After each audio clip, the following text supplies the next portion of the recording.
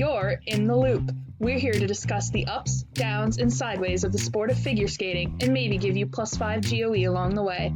This week's hosts are Carly, Evie, Tilda, and Lay. Hello. Hello. Hello, everyone. So this is the first episode. The first episode of the podcast. Exciting things. We've been talking about doing this for a while, and now it's finally happening. We're very excited. Yeah, and I think the reason why we started it was also increasing the accessibility of figure skating to new fans and old fans, and also kind of offering an alternative perspective to the voices that already exist. Definitely. Mm-hmm. Exactly. A more international perspective as well, because we're from several different countries here. As you may be able to tell from all our amazing and possibly confusing accents. Yeah. Well, there are a lot of us. There's a lot of accents, there's a lot of us. It's not just us four on the podcast. We've got a lot of people helping out. We're all friends here. We're all doing our own part. And well, you know. So every 2 weeks we hope to bring you some content that you may find interesting about figure skating and the world of figure skating and sport and all that jazz. Yeah, exactly. And I mean, I think we wanted to start today by talking sort of about why we started this whole thing, which is about figure skating and kind of media accessibility and like how it comes across to us as fans, right? Yes, definitely. So we're going to be covering accessibility in the show, as well as we're going to cover the latest news from the past couple weeks in the world of figure skating, and maybe if we have time, talk about some fun little things about our personal experiences with figure skating.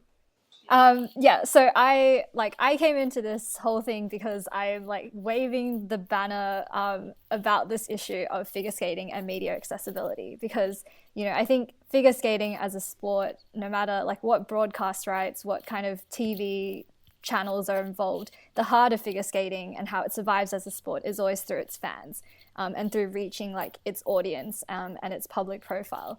And so like I'm really passionate about this topic because I think that while we have a lot of channels and various media covering figure skating now, I think there's so much more that we could do. And as fans, especially as new international fans, there are so many sort of issues there that I think we, like the sport and the people running the sport, could be more aware of. And I think that's kind of where I come from when it comes to talking about accessibility.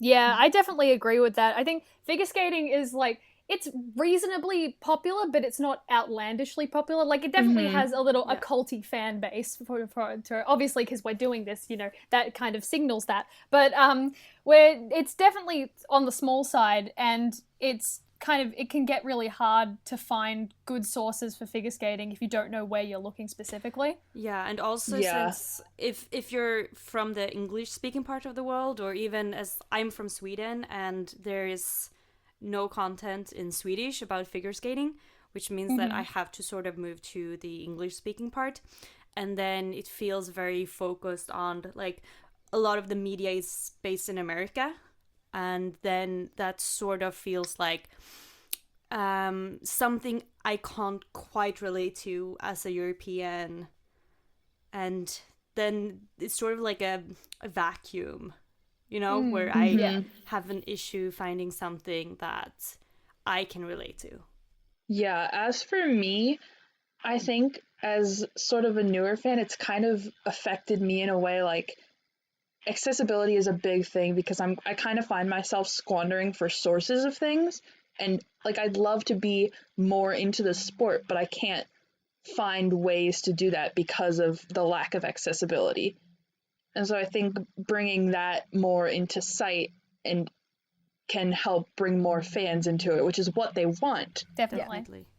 I think when I think of accessibility, I kind of divide it into several like key areas of issues, right? So there's that first issue where we're talking about sort of the current official ways to like even get access to figure skating content.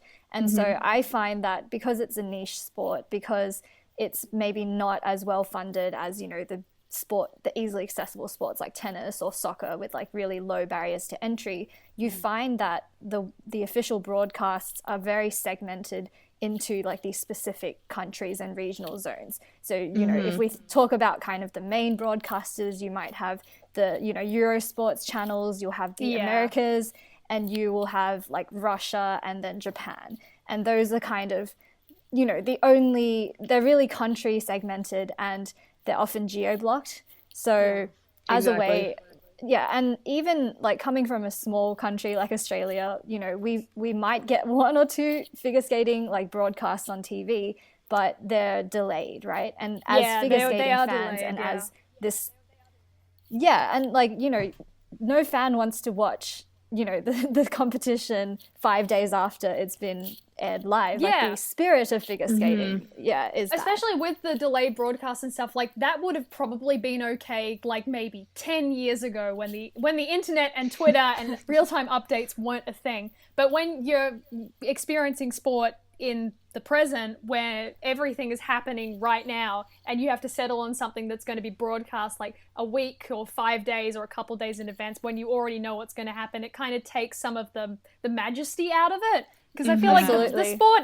sport is definitely, like most sports, it's enjoyed the most when you're watching live and you're watching it happen right in front of you. No, there's something that's missing when there's a disconnect when you're watching from a taped broadcast. Absolutely, yeah. And like, even afterwards, I think, like, extending on from that, even after the live broadcast, you know, because not everyone can watch a competition live, and, you know, the way figure skating works, there'll always be a part of the world that's like getting up at 2 a.m. to, you know, sit in their PJs and like scream at their computers. But even after live broadcast, but even after live broadcast, I feel like there's that crucial period after a big event like the Olympics, but also like the World Championships or any of the big events. Like, that's the crucial period where you're amassing fans, right? Because if some skater puts out like this iconic or, you know, mind-blowing program, that's when the fans are most interested, and that's when like the people viewing casually are in the best like frame of mind to become fans. And you know, that's the crucial time, and I just feel like there is such little like room that is currently provided for like fans to catch that. And I think we talked about this, especially with YouTube.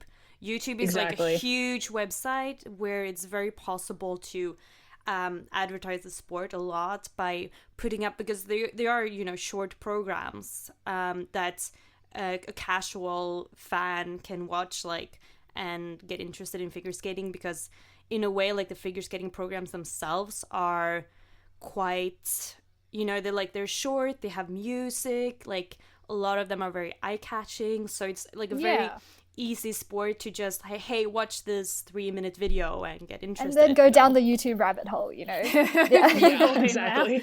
That's how most of us started, I think. Like, I started figure skating through, like, I clicked on a video on YouTube and then just off I went. And after the Olympics, when people are talking, wow, did you see this performance? It was great.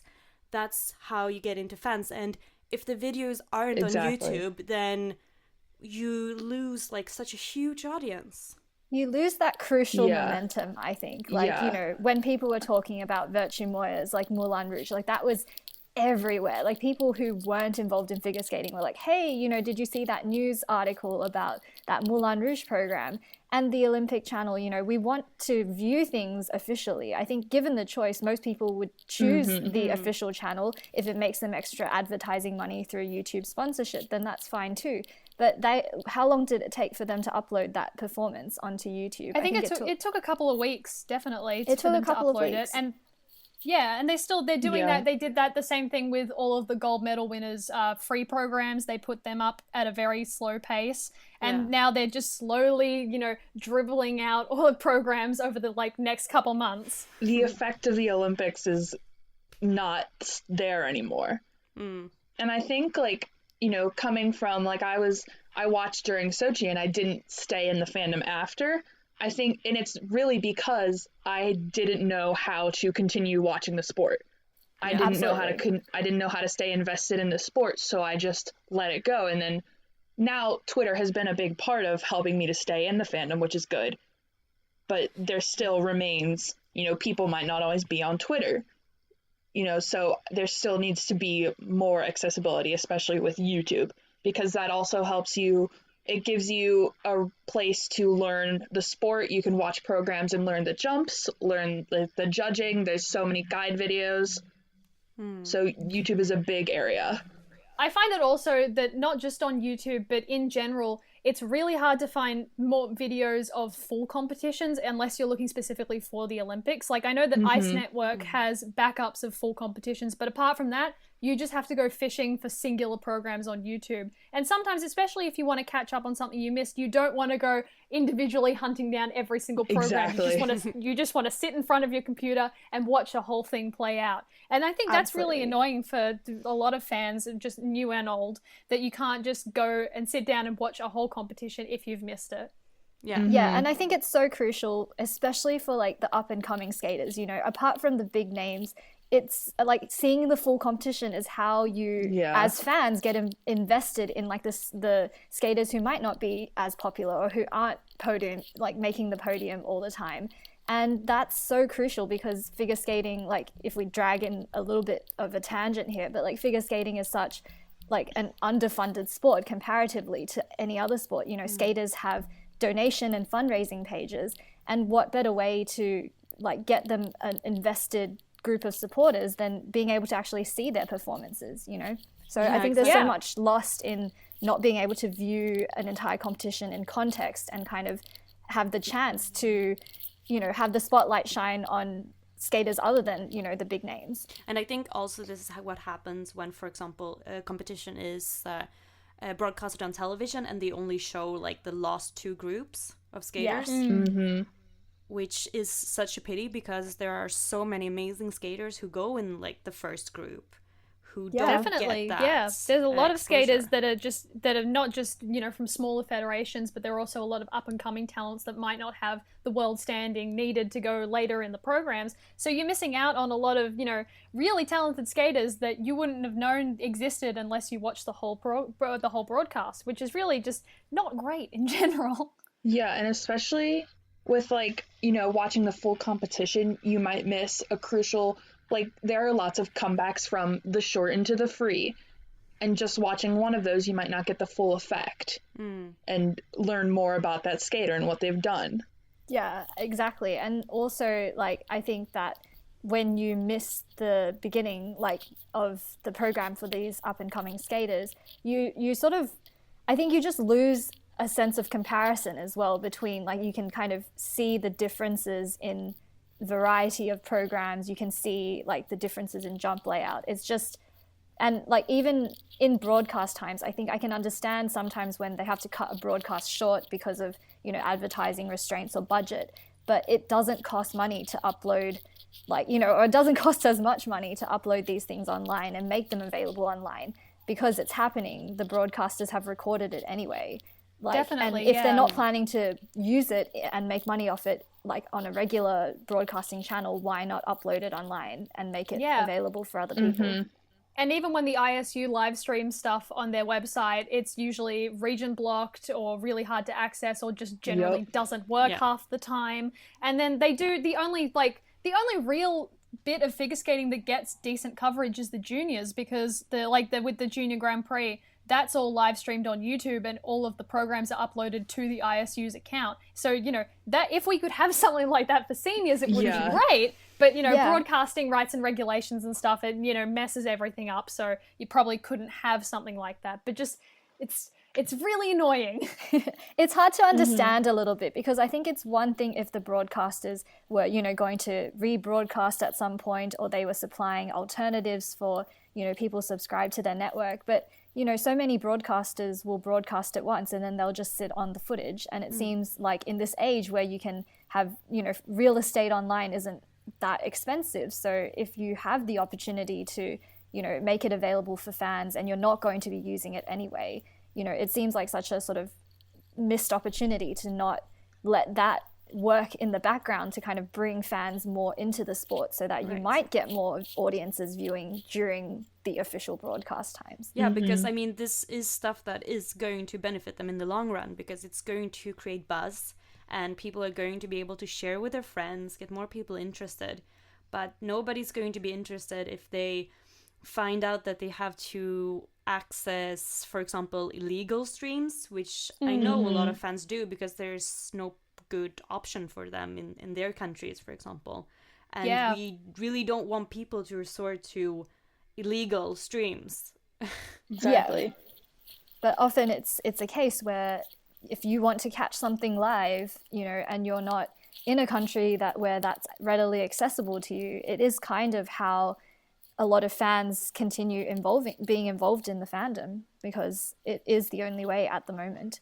Yeah, I just think, like, we can all agree that, like, you know, the ISU has said things about, you know, the sport dying and not getting as many fans, but there are things that they themselves could do to fix it. Yeah.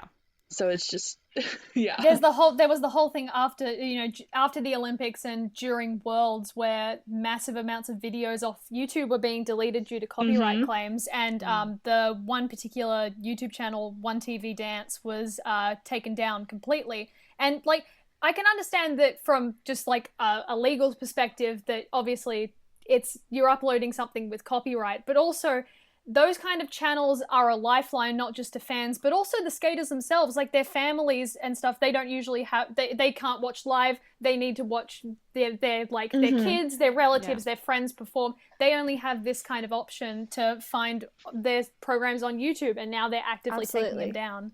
Yeah. And again, it's one thing if they provided an alternative that was legal and, you know, was accessible to a wide range of audiences, but they're not. And so that's what makes it, I think, you know, not a good thing, or something that makes it very questionable. Yeah, and also going after what happened at the Olympics, going after people who were making GIFs of moments, which is absolutely ridiculous. Yeah. I think it's really worth emphasizing, I think, how fan work is really integral in the figure skating ecosystem, because, you know, the way that fans drive, you know, awareness of the sport, the way that the sport survives in between events is through fans creating content. It's fans, you know, tweeting about it. It's making, like, it's, you know, sharing photos, it's sharing clips, it's making these beautiful, like, gift sets. And it just is confusing to me why that is the focus of what, you know, what the officials of the sport are doing, instead of, you know, trying to encourage that kind of thing. And, you know, why are you spending your energy on taking these things down for copyright when what they're doing is essentially promoting your sport? It's free marketing, it's passionate, invested marketing. It baffles me. And it also, besides the fact that it is not good for new fans, it also alienates a lot of longtime fans who can't really understand why they can't share photos of their favorite skaters, and sort of really makes people angry as well at because they feel like all of this misguided misdirection. Yeah, I definitely agree with that.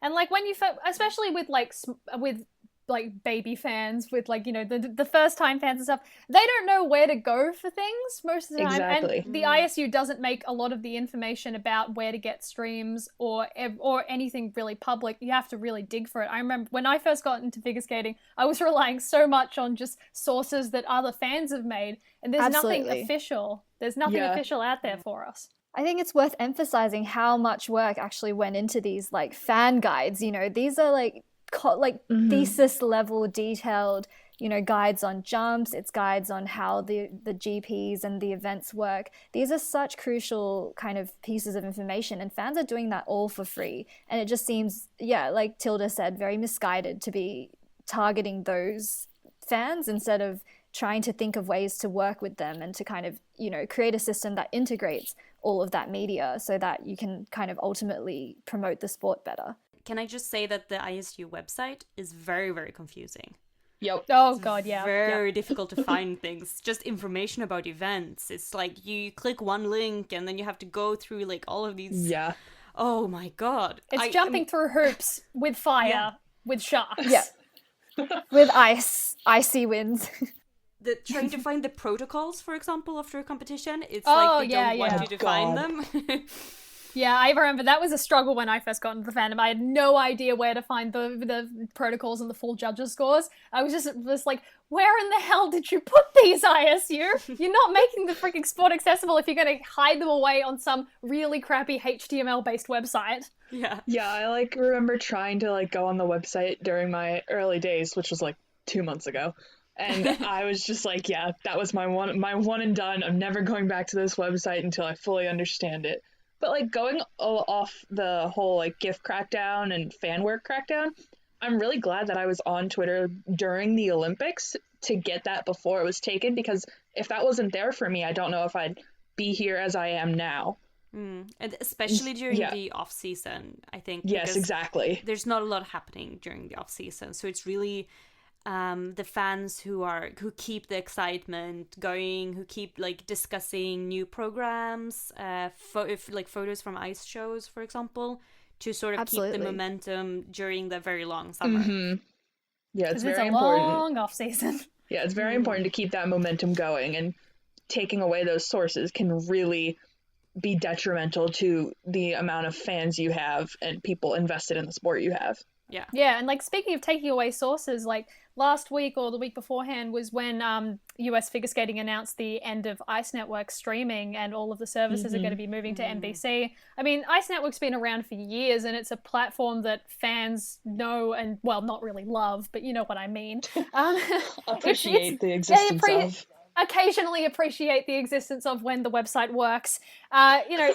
It's been there, and it's a pretty good source of news and updates and stuff, and it has the live streaming, and now all of the fans are going to have to go somewhere else to NBC and spend who knows how much money accessing their streams and stuff. But even as an Australian fan, like, I can't pay for NBC, it's geo-blocked, I'm pretty sure. Yeah. So it just begs the question, I guess, of how much the organizers are aware that the fan base is international, and that there is there's a huge base of fans in Southeast Asia, in South America, that are not entirely in Europe as well, who are not who are willing to be more involved and to pay for official streams, but are just not given the opportunity. And and the reason why there is this base is because of the other fans who do have access, like providing like resources out of their own generosity and out of their own time.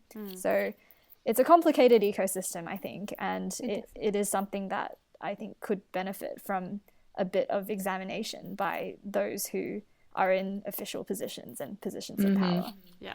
And he's, I think, broken another record here with that free skate. Oh, without a doubt. So now we're going to be talking about Evgenia Medvedeva's move to Brian Orser and her leave from Eteri. Right. I think that was the biggest, news of this entire off-season so far. The most surprising. The most surprising, for sure. But, I think what I think would be interesting to talk about in relation to this news is everyone has I feel like everyone's everyone's just talked extensively about, what the potential changes are and whatnot. So there's no shortage of discussion about what she'll be like in the future. But I think what's kind of interesting to see was kind of how the entire thing broke over the fandom spaces and over Twitter spaces. And so I think one of the biggest things that came out of this whole thing was me feeling like, wow, it's so important when these sorts of things happen to be very skeptical and to be very measured and rational about these news sources, because a big thing like this, there will be so many articles coming out that may not be verified, that could be rumors wrapped up in a grain of truth. It could be, people just giving their opinions based on things that were not confirmed. And I think it's a good lesson to take away for a lot of new fans that I think I saw a lot of new fans just really freaked out by just how intense the entire fandom was. You had this combination of Twitter freakouts, you had people sharing articles left and right from various sources, and then people tweeting out rumors translated from Russian forums who were hearsay. Google translated Russian articles. Russian articles. So I think it's just a real reminder that figure skating fandom is incredibly international, and at the same time that's amazing, but also that as new fans and as just consumers of media, I think it's really important to double check sources, to not freak out too badly until you've heard, you know, official confirmation, and to almost just wait. Like sometimes just take a step back. Yeah, with official confirmation stuff, like what the rumors broke like a week ago that she was, you know, was leaving Atari, or was suspected to have left. At a rink. Yeah, exactly. There was the rumors about that, you know, she was going to stay in Russia, she was going to stay at the rink, you know, oh, she might be moving to Toronto and training with Brian, she might be moving overseas and training with another coach. There's so many different Armenia. little bits. Representing Armenia. My favorite rumor. It's just, you look at all of these things and you're just like, okay, let's take a step back for a second. We don't have official confirmation from the Russian Fed about what the hell is happening. Let's not jump to speculation quite yet, because there's really not that much point in doing that other than creating a panic. But the worst part is also that a lot of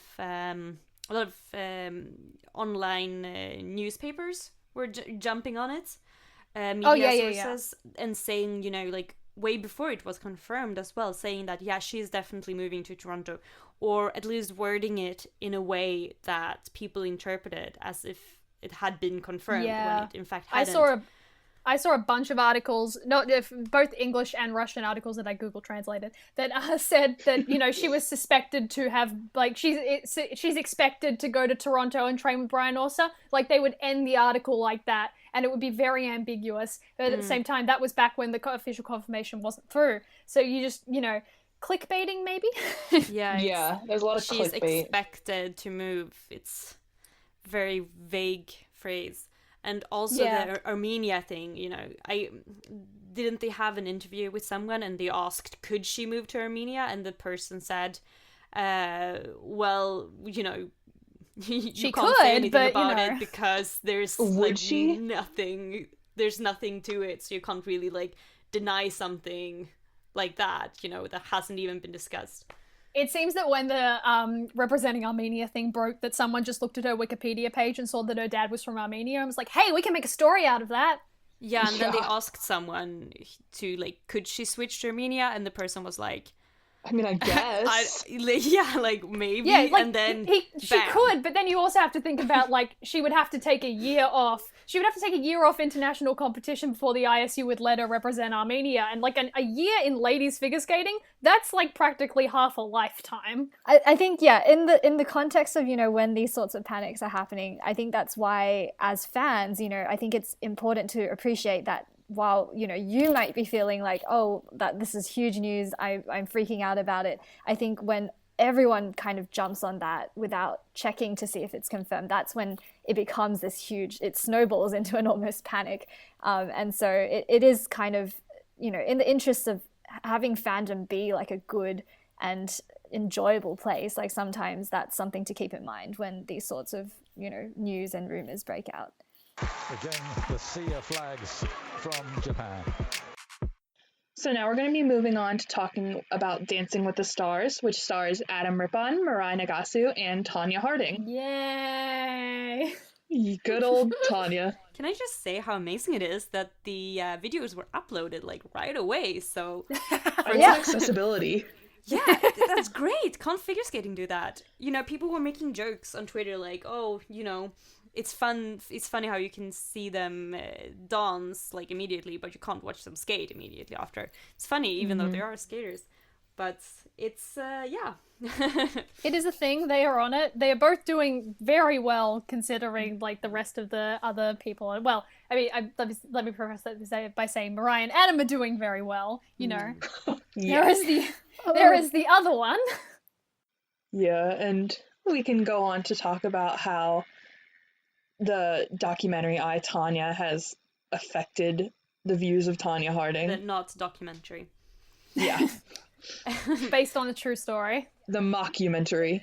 It's quite interesting how, I guess, I, Tanya, you know, if I understood it correctly, it was always like marketed as a kind of black comedy where the whole idea was that it revolved around unreliable narrators. You know, it was not meant to present like a particular viewpoint as fact. It was meant to kind of draw your attention to the fact that there were so many conflicting accounts of what happened. There was like Tonya's testimony, there was her husband's, and then there was also this focus on how the viewer, like as this curious, you know, public, how, you know, we as the audience contribute to the framing of this narrative. And I think, like, I don't know if it's because the movie was made in a way that made it like that, where the conflicting perspectives thing didn't come through properly, or if it was just the way that the audience reacted to it.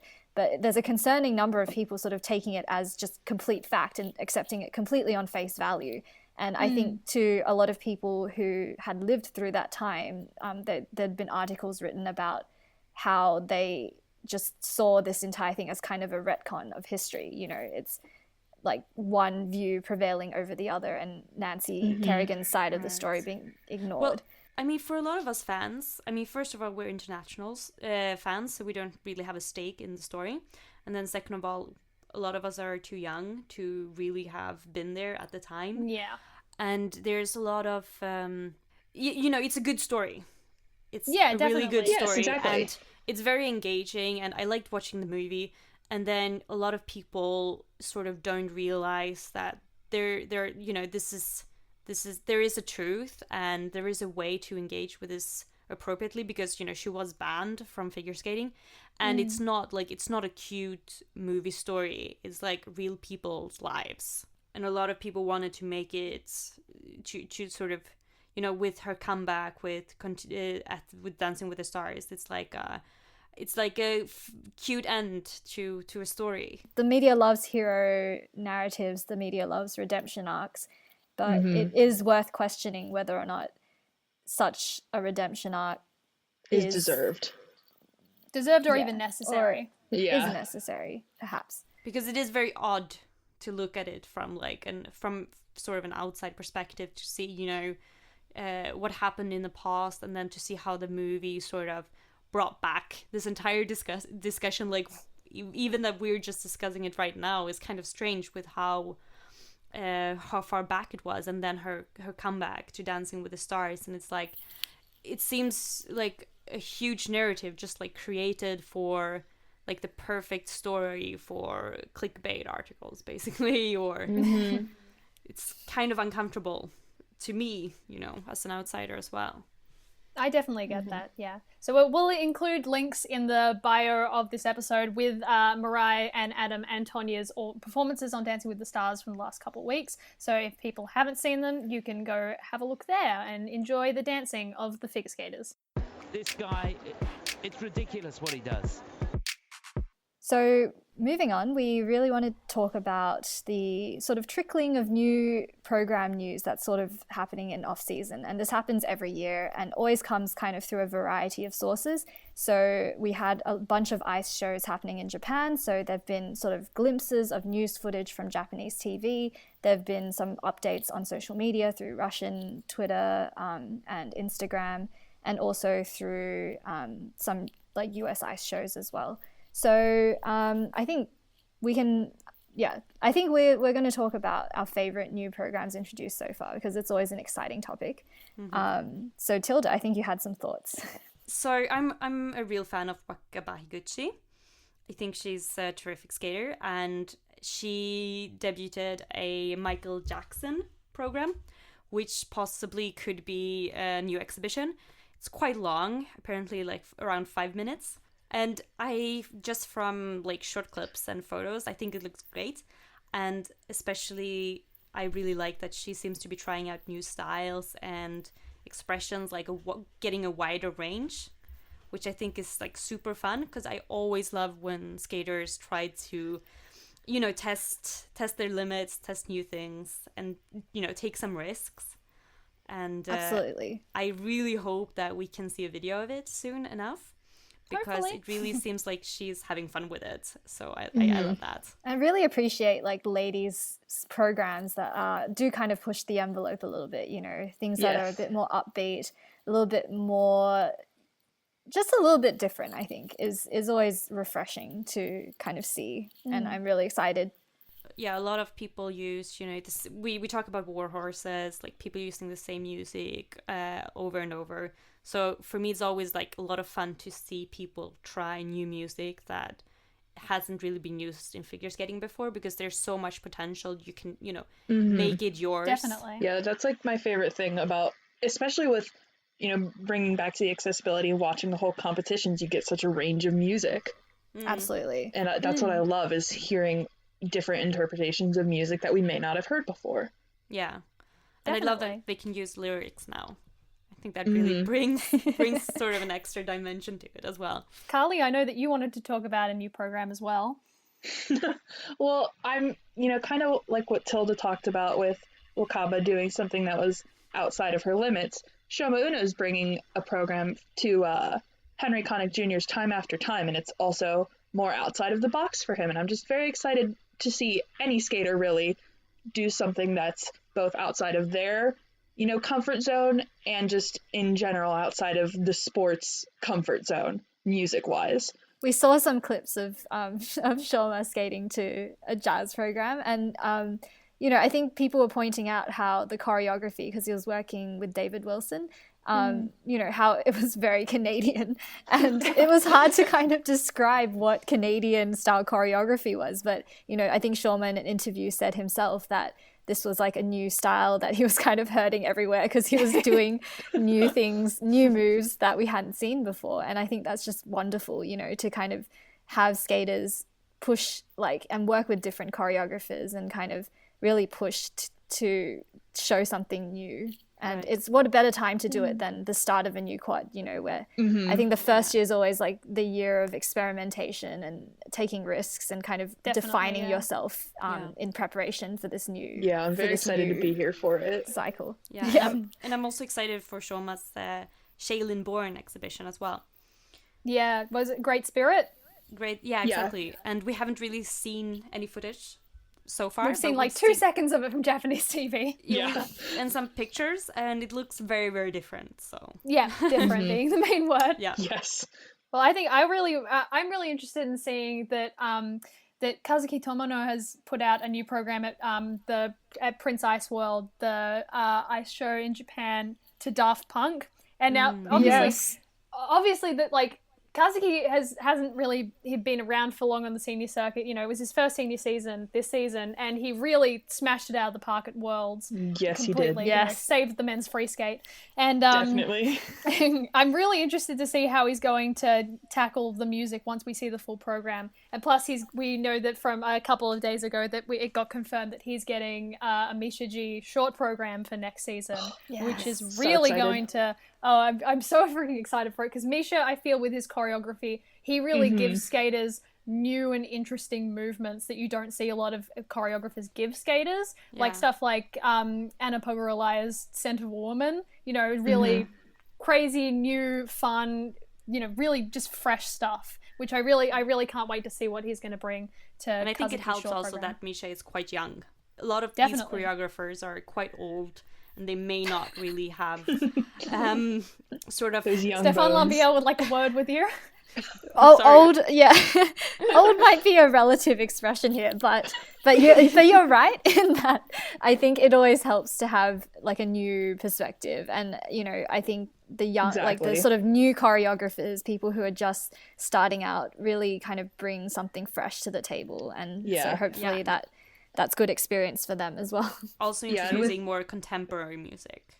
Definitely. And with Misha, like, just coming off the ice, like, he's still, not to bring in the whole younger thing, but more contemporary. Yeah. Definitely, yeah. And then we see the opposite end of the spectrum, Alina Sagitova doing a short program to Phantom of the Opera. And of course, obligatory post-Olympics program music. I'm not a fan of Phantom of the Opera as music. Wow, I didn't know that, Tilda.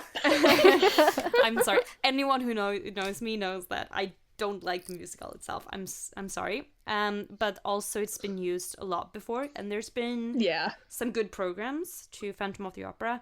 But like we talked about, it's always exciting to see people try new things, try new expressions, new range. And then I feel like it's it's not very exciting to see these. It's a little disappointing. Yeah, it's kind of especially since we're just coming off the back of the Olympic season, where skaters, tend to go for the safer music choices. Going into the new, into the 18-19 season with the Phantom of the Opera program. Yeah, it's a little disappointing. Yeah, but I think it also, there's always ways of making war horses fresh, and there's ways of kind of making it something different. It just really depends.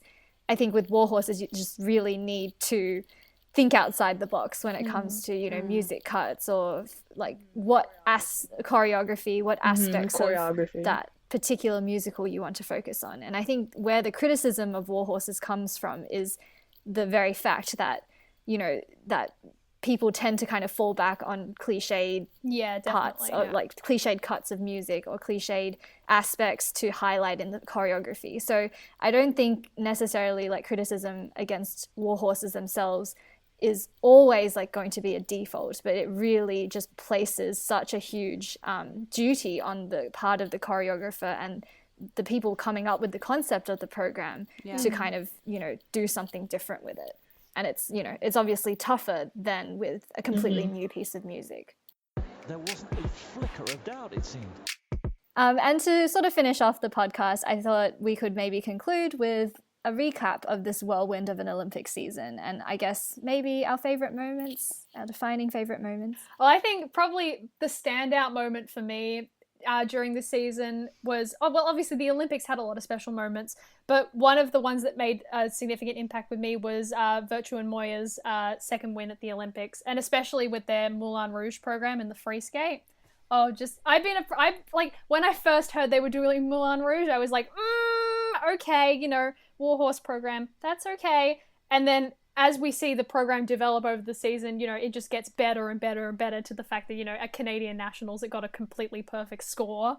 And then at the Olympics, we see them completely smash it out of the park and win that second Olympic gold. And you could just, you could see how emotional they were, and it completely blew me out of the water. So good. That was definitely the highlight for me. Yeah, definitely an Olympic highlight. For me, so I said I was a fan of Wakabayashi Higuchi, right? And she did not have a great season. She wasn't put on the Olympic team, and which was of course a huge disappointment for her and also for me as a fan, since I was definitely cheering for her. So it was very disappointing.